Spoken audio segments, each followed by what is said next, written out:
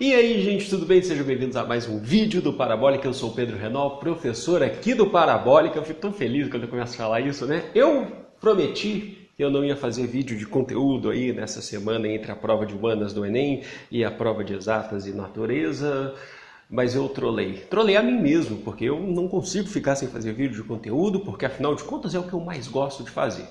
Mas eu pensei, que tipo de conteúdo que eu posso fazer, trazer para vocês que não dobre a cabeça de vocês, que não deixe vocês preocupados, né? Eu já fiz vídeos de informações sobre Enem, e o vídeo que eu decidi fazer hoje é um vídeo sobre história da arte, que eu estou devendo para vocês, a gente está voltando aos poucos. Hoje a gente vai falar dele, sim, desse menino maravilhoso, uma das tartarugas ali, que é treinada por Mestre Splinter no subúrbio, né? no esgoto de Nova York, Rafael Sanzio. Vamos lá, gente, para quem quiser aí dar uma acalmada vendo esse vídeo, vou até tomar uma aguinha aqui, ó. Se alguém quiser dar uma acalmada aí, né, assistindo esse vídeo, falar um pouquinho sobre história da arte, que é algo que eu gosto muito. Pro ano que vem eu tenho plano de continuar falando de história da arte, a gente vai falar de tudo quanto é movimento artístico aqui no Brasil e no mundo, a gente vai falar aí das grandes vanguardas modernas também, tá? Mas hoje é aí de Rafael Sanzio para vocês. Um dos artistas renascentistas, ele nasceu na Itália, né, no século XV e faleceu no século XVI. Ele viveu muito pouco tempo. Ele viveu aí cerca de 37 anos. Alguns historiadores, pesquisadores, biógrafos de sua obra vão falar que são 37 anos exatos, que ele faleceu no dia do seu próprio aniversário, no dia de seu nome, né? E o Rafael Sanzio, ele é um desses artistas renascentistas que tem a cara do Renascimento. Vocês vão perceber quando eu começar a colocar aqui, pipocar com vocês aqui as obras dele. Por que eu estou falando isso? Porque ele é um artista que ele basicamente ele é aquele estereótipo de artista renascentista que a gente tem hoje. Isso não diminui o trabalho dele, não é isso que eu estou querendo dizer. Mas é aquele tipo de aquele estereótipo de que o pessoal fala assim, eu gosto de arte renascentista, esse classicismo cheio de curvas, né, posições, cheio de fulgor, né, nos rostos das pessoas. O Rafael Sanzio era um cara que transmite bastante isso, muito mais do que outros renascentistas, né? Ele era um menino novinho aí, o pessoal às vezes despreza ele, porque o Rafael Sanzio basicamente, ele tem gente que vai falar que por ele estar perto sempre do poder, ele era um menino meio que enjoado, muito novo, né? Conheceu Michelangelo, sim, conheceu Leonardo da Vinci, tem eles como inspiração, era fã do Michelangelo, fã do Leonardo da Vinci. Mas isso que eu estou falando para vocês, que faz parte da biografia dele, é justamente porque ele sempre esteve perto do poder. Ele nunca foi de uma família pobre, até mesmo porque, para que vocês entendam, ele muito cedo foi viver na cidade de Perúdia, na Itália, para poder ser um aprendiz de alguns outros artistas. Ele foi aprendiz de alguns artistas. E, se eu não me engano, o artista principal aí que ele vai ser aprendiz é o Perugini, né? O Perugini, eu não sei como pronuncia direito aí no italiano, né? Aí vocês que podem me ajudar. Até tem o nome dele aqui que eu anotei, Perugini, Perugino, né? Então, ele trabalhou aí na obra né? Foi aprendiz desse artista Perugino. O pai dele já era um poeta. E para você ser aprendiz de um artista naquele período do Renascimento, você não podia ser um pobretão, sabe? O talento só não te levava ali. Poderia te levar, mas porque era muito caro ser aprendiz dos grandes artistas e arquitetos do Renascimento. Então se gastava um dinheiro muito alto para poder fazer isso, certo? E até mesmo por conta desse status, o Rafael ele sempre esteve perto dos grandes poderosos. Acontece que lá já no século XVI, se eu não me engano, lá em 1511, ele vai ser convidado pelo Papa Júlio II para ser um dos arquitetos e artistas de Roma, né? Um dos arquitetos e artistas do Vaticano, para trabalhar diretamente com o Papa. O Júlio II falece, o seu sucessor vai ser o Leão X, também vai dar essa bola aí para o Rafael Sanzio, vai ser muito importante isso. O Rafael Sanzio, inclusive, ganhou, né, lá na frente, já quando ele já estava, eu ia falar velhinho, mas ele faleceu com 37 anos. Quando ele já estava no final de sua vida, né, que a gente sabe da sua vida, ele ganhou aí a possibilidade, inclusive, de trabalhar, né, ser o arquiteto-chefe principal da construção da nova Basílica de São Pedro. E tanto é que no final de sua vida mesmo, ali o Leão X cogitou a possibilidade de dar o título ao Rafael Sanzio de cardeal. Ele ia ser um dos cardeais do Vaticano, só cogitou, ele não chegou a ser, tá? Mas ele faleceu e aí ele foi enterrado, né, por vontade dele, né? Eram poucas pessoas que poderiam ter essa vontade. O seu mausoléu, né, foi construído, na verdade, no Panteão de Roma. Então ele foi enterrado com grandes honras aí. Mas eu sei que vocês querem falar da arte. Ele nasceu então na Itália, ele nasceu perto de Florença, né? Mas viveu muito tempo em Florença, foi ali que ele conheceu o Michelangelo, o Leonardo da Vinci, e depois, por conta desse trabalho, esse ofício direto do Vaticano, ele foi para Roma.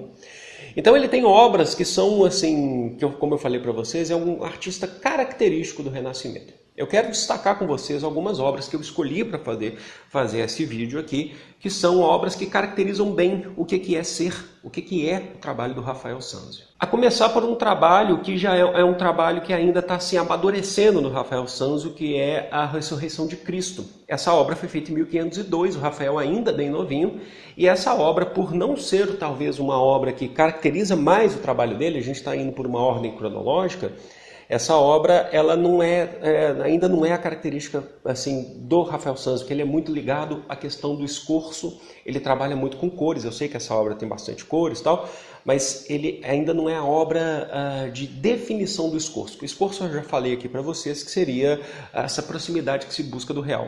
Essa obra ela está aqui no Brasil, essa obra pertence ao acervo do Museu de Arte de São Paulo, o MASP. Tá? Se você ainda não foi no MASP, eu aconselho lá no MASP, antes que os museus comecem a ser destruídos, de fato já estão sendo, né, no Brasil, mas é interessante você conhecer um pouquinho do nosso acervo aqui no Brasil, eu acho isso muito interessante. E aí em 1504, aí sim a gente já tem um trabalho que já é o que a gente já pode chamar de Rafael Sanzio, que é o Casamento da Virgem, de 1504.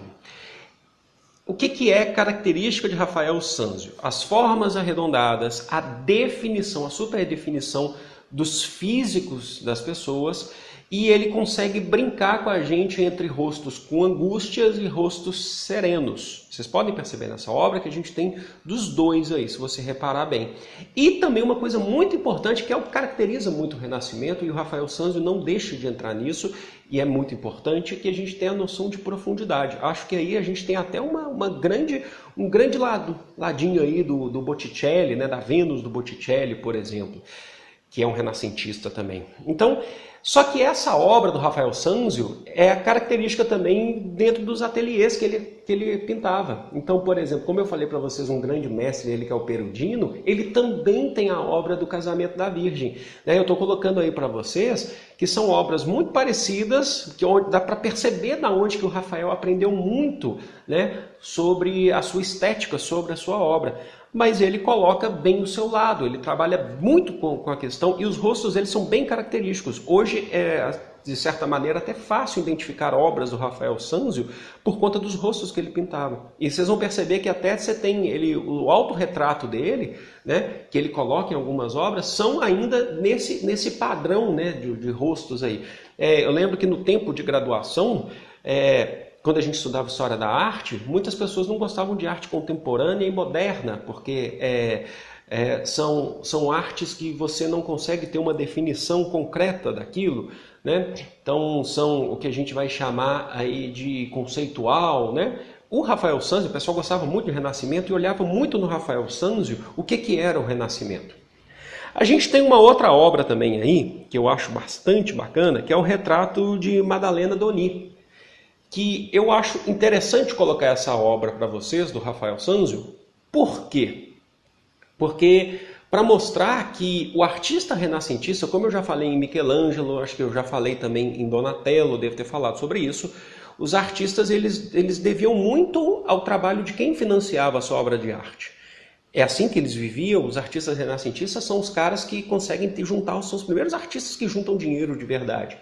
E essa obra, inclusive, né, em Florença, esse retrato em Florença mostra um pouco de pessoas que contrataram o serviço do Rafael Sanzio, né, que são os famosos mecenas, são os caras que financiavam as obras de arte do período. Seguindo, depois disso, a gente ainda tem a deposição da Cruz de 1507, que eu acho bastante interessante também. Vocês a essa altura do campeonato, acho que vocês já perceberam o que é o traço de Rafael Sanzio, né? Só que eu quero passar para um ponto que talvez seja o ponto alto do Rafael Sanzio, que é o quadro de 1509, né, a tela 1509, que é o Escola de Atenas, que isso é o que vai tornar o Rafael Sanzio uma das Tartarugas Ninja. Não é só, tá? Eu sei que tem várias outras obras, a gente fica muito nessa, mas essa é emblemática, essa é importante e eu vou explicar por quê. Eu já falei aqui até em aula já, né, sobre isso. O Escola de Atenas foi um quadro encomendado pelo Vaticano. Não sei se foi o Papa Júlio II ou o Leão X, tá? Eu não sei qual deles, mas nessa altura do campeonato pouco importa. E por quê? Você fala assim, poxa, Escola de Atenas, eu já contei essa história aqui mais de 1000 vezes, inclusive na aula de Michelangelo, mostrando que ele retrata Michelangelo nesse quadro. Inclusive, vocês podem perceber que ele coloca um autorretrato dele, você percebe que ele é um novinho aí, da parada olhando, e reparem que o rosto dele é muito parecido com todos os retratos que ele faz, que é característica dele, tá? Não significa que ele não seja original. Pelo contrário, ele é super original. Aí você fala, mas espera aí, ele pintou os filósofos gregos, as duas grandes vertentes da filosofia ocidental, que de um lado você tem Platão apontando para cima, o mundo ideal, e do outro lado você tem, na corrente do lado de cá, você tem o Aristóteles mostrando que é matéria, né? que o mundo é material, que a gente adquire conhecimento na Terra. Você fala, poxa, a Igreja Católica pegando coisas da Grécia Antiga, por quê, gente? Eu quero que vocês entendam o seguinte, isso é muito importante na obra do Rafael Sanzio, que caracteriza isso. O mundo renascentista, que é o mundo moderno, ele está ligado intimamente ao mundo greco-romano. Porque o Renascimento é aquela etapa da Idade Moderna, logo após a Idade Média, que faz um negacionismo à Idade Média, se nega à Idade Média. Eles não gostam, eles chamam a Idade Média de trevas, eles falam que o mundo era terrível. E a Igreja Católica perdeu muita força, ela ainda mantém, tanto é que está aí o Vaticano, mas ela perdeu muita força. E aí a própria Igreja Católica, vendo que o mundo renascentista, ele valoriza muito mais o que tem antes da Idade Média, que é o mundo greco-romano. Antes era legal, a Idade Média destruiu tudo e agora a gente está tentando recuperar. Então tem essa influência.